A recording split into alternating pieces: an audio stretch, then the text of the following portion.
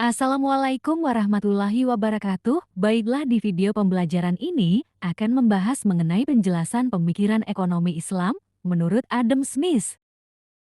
Dilatar belakangi kehidupan abad ke-18, saat itu dikenal istilah laissez-faire, yakni filosofi ekonomi yang menekankan pada pengurangan, bahkan peniadaan intervensi pemerintah dalam ekonomi. Ini merupakan pondasi dari konsep kapitalisme pasar free market capitalism, yang menjadi bagian penting dari ilmu ekonomi yang kita kenal saat ini.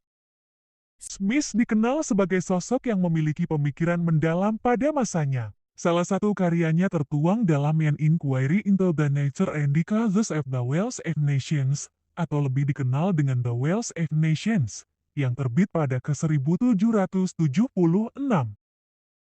Adam Smith dinobatkan sebagai pelopor ilmu ekonomi klasik. Meski menawarkan konsep ekonomi yang bersifat kapitalis, Smith juga menekankan urgensi moralitas sosial. Terbukti pada karyanya yang berjudul The Theory of Moral Sentimental 1759.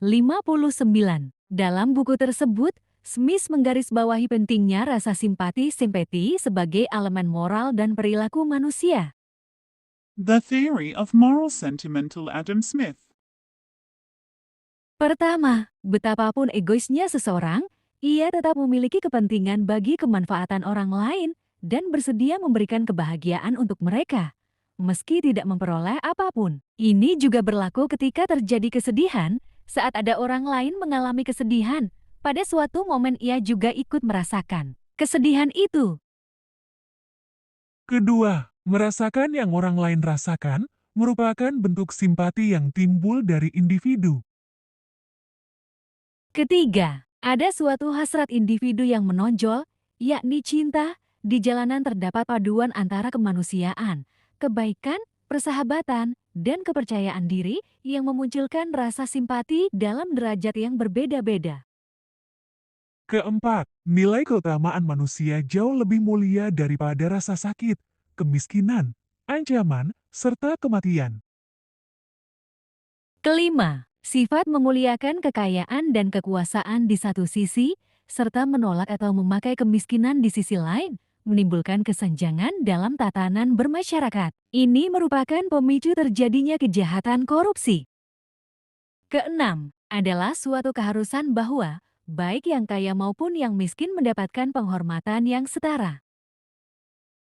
Ketujuh, setiap anggota masyarakat berada dalam posisi saling membutuhkan, serta berbagi penderitaan satu sama lain. Ketika saling membutuhkan tersebut dilandasi dengan cinta dan persahabatan, terbentuklah masyarakat yang bahagia.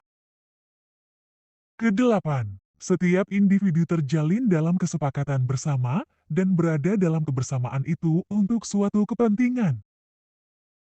Kesembilan, sekalipun kebersamaan, cinta, dan persahabatan tidak ada, bukan berarti masyarakat tidak tercipta. Masyarakat masih bisa eksis sesuai dengan kepentingan individu atau kelompok yang ada di dalamnya.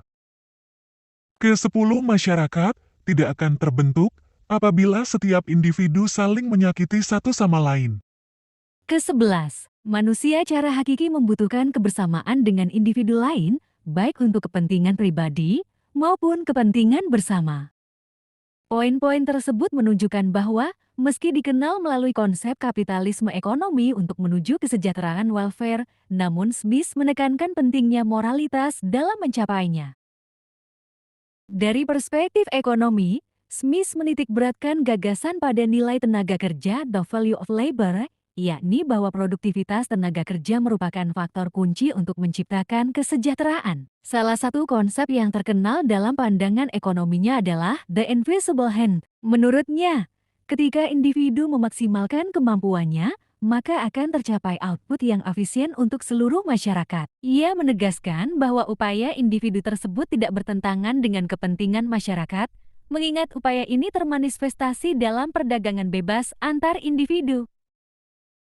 Kesimpulan dari penjelasan tersebut dapat disimpulkan bahwa pandangan Smith tentang kapitalisme dan pasar bebas tidak serta-merta berfokus pada kepentingan pribadi untuk memupuk kekayaan dan kesejahteraan, melainkan berlandas pada moralitas.